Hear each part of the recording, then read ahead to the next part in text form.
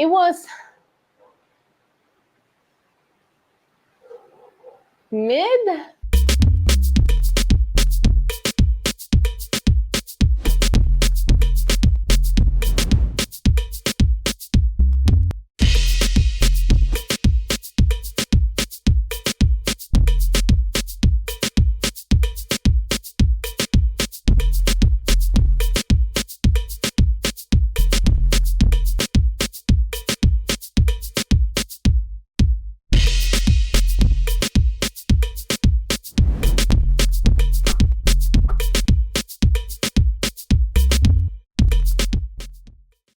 Hi there, my little demons and divas and demonites. Bienvenidos. Welcome back to my channel. ¿Qué es la que, mi gente? Estamos activados, estamos encendidos. It is I, Isa, aka the Demon Diva, and I am here to talk about the 2024 WWE Draft as it has now concluded.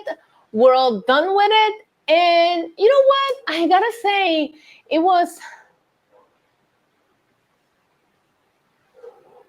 mid. I don't want to say I'm fully underwhelmed by it because I am happy by certain choices that were made, but but before I get started, please make sure to hit the subscribe button. I am trying to get to 25,000 subscribers, so please, if you will help me achieve that, I would greatly appreciate it. Also, if you want to become a member of the Demonites, you have some exclusive emotes. We do some hangout streams over there just for channel members only. You can hit the join button and be part of that community. We are one of the coolest community in YouTube. I mean, I'm just saying, when we go join. Anyways, so let's talk about it. Now, I did used to work a corporate job, believe it or not, and they always say start with the positive criticism first. You always start with the plus. So let's talk about the plus. I'm going to give you the things that I was very happy to see in the draft, and we're going to start with Bianca Belair being the #1 draft pick. Incredible. So deserved. Bianca is a star, and she should have been #1. Overall, on night 2, technically speaking, for SmackDown, Jade was the #1 pick. So I love that. I love that they're keeping the big three together. That's another major plus of the things that came out of the draft. Naomi, Jade, and Bianca are staying together. At Backlash, they're all going for gold. So we'll see what happens. I just don't see Bayley losing yet. I do see Bianca and Jade becoming tag team champs. But this isn't the Backlash preview. So we'll get into that later this week. We're going to be doing a members only stream where we will be doing a quick preview of WWE Backlash, which is this Saturday, and I will be live streaming, watching it with you guys. All right. Anyways, back to the draft. I'm on ADHD, everybody. All right, I love that Carmelo Hayes got called up to the main roster. While I'm on that train, I thought that Kiana James was a surprising choice, but it made so much sense after they said it.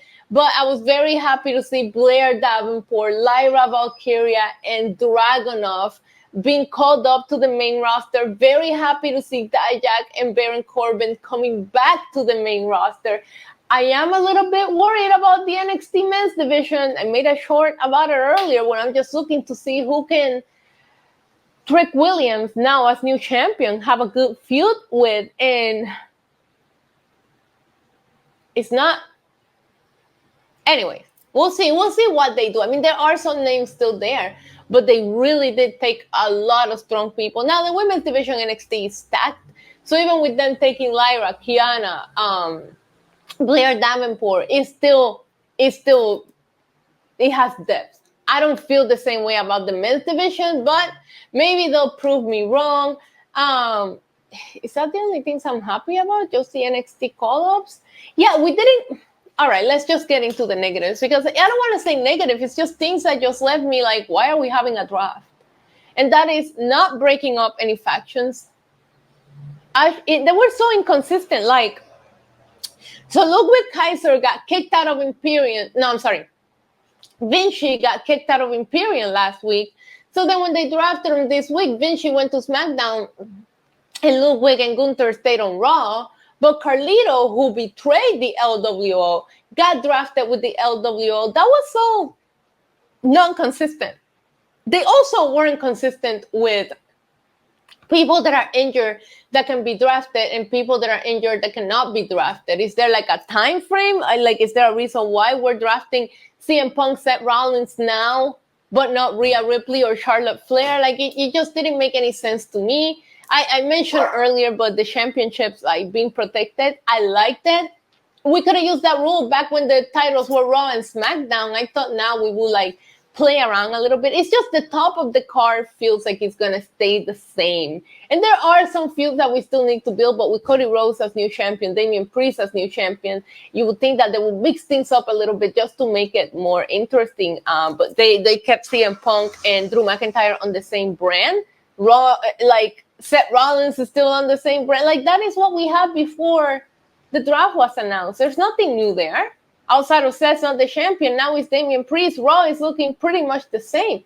What Raw did do, speaking of positivity, is like add to their women's division. They got Damage Control, which I love. That's adding 4 women.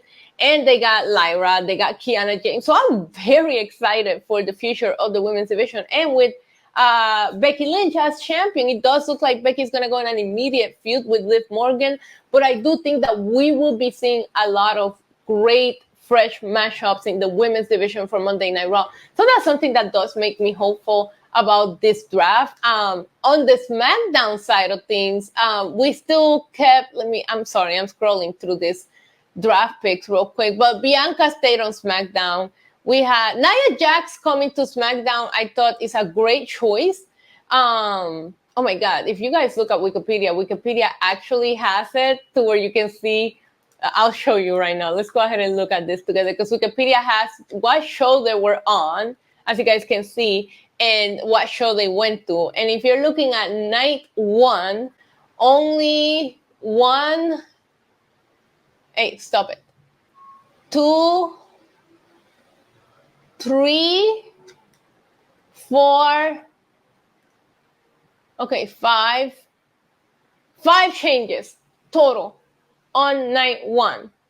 5 changes total on night 1. When we go to night 2, we see, oh God, look at this. The entire, what is this? The entire first 8 rounds had no change. Oh no, wait, Damage Control. Okay, sorry. I'm a little blind. Okay, I'm colorblind. I'm not. I'm just spacey as hell. Anyways, a little better. 10. Oh, New Catch Republic going to Raw. I didn't catch that. 11. Okay, so night Odyssey Jones. We haven't even seen Odyssey Jones. How did he even get drafted? So overall, I just don't know how I feel. I feel like the top of the card is not going to see that much of a difference per brand. But I do think that the tag team divisions and the women's division, we might be seeing some fresh matchups. But it's just not at all what I expected. I almost feel like it was more of a superstar shakeup than it was a draft.